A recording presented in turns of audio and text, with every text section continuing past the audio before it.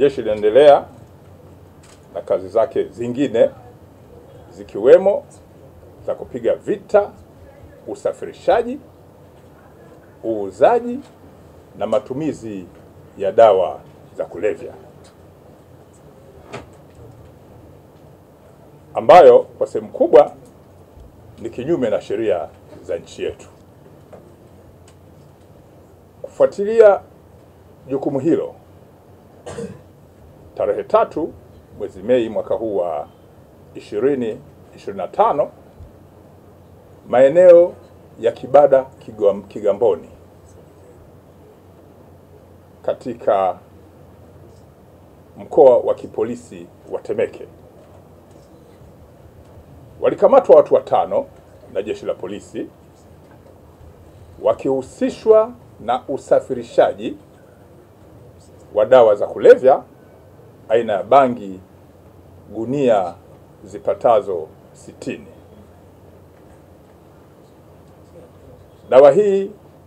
Dawa hizi za kulevya ambazo zilikuwa kwenye gunia zilikuwa zimepakiwa kwenye gari namba T 466 ambalo namba zake ni EDV aina ya HO, ambalo gari hili lilikuwa na tanki lenye muonekano wa kubeba mafuta lenye namba T 994 EEG, ambalo baada ya kulipekua lilikutwa likiwa limepakia gunia hizo za bangi ambazo ni dawa za kulevya. Watuhumiwa hawa waliokamatwa ni pamoja na Nathan Danga maarufu kama Masumbuko na wenzake 4, akiwemo pia mwanamke aliyefahamika kwa jina la Upendo Mgonja, ambao wote kwa pamoja watafikishwa mahakamani kupitia mamlaka zingine za kisheria haraka iwezekanavyo. Jeshi la Polisi Kanda Maalum ya Dar es Salaam limemkamata pia mtu ambaye amefahamika kwa jina la David Zefania Sanga, huyu mwenye umri wa miaka 38. Zamani alikuwa ni mfanyakazi wa kampuni moja ya bima iliyofahamika kwa jina la UAP. Mtu huyu amekamatwa kwa tuhuma za kutoa taarifa za uongo kwenye kituo cha polisi Kigamboni kuwa kuna magari mawili aliyoyataja kwa namba za T 811 DUL Toyota Crown, lakini pia gari lingine namba T 647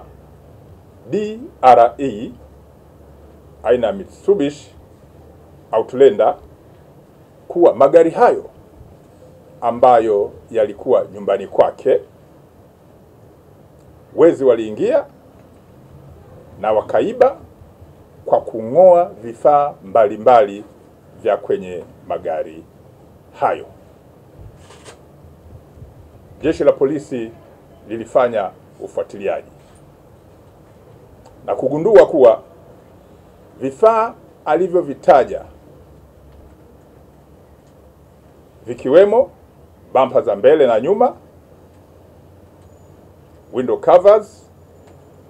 radio za magari yote mawili, side mirrors,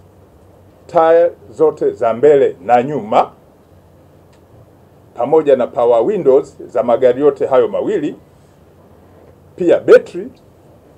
alivyodai vimeibiwa na wezi baada ya kuruka ukuta na kuingia kwenye nyumba yake. Vifaa hivyo alikuwa amevificha nyumbani kwake na kuja kutoa taarifa kituo cha polisi, huku akiwa na lengo la kudanganya makampuni ya bima ili aweze kujipatia pesa kwenye makampuni hayo kwa njia ya udanganyifu, kama ambavyo bima zimekuwa zikilipa kwa baadhi ya matukio.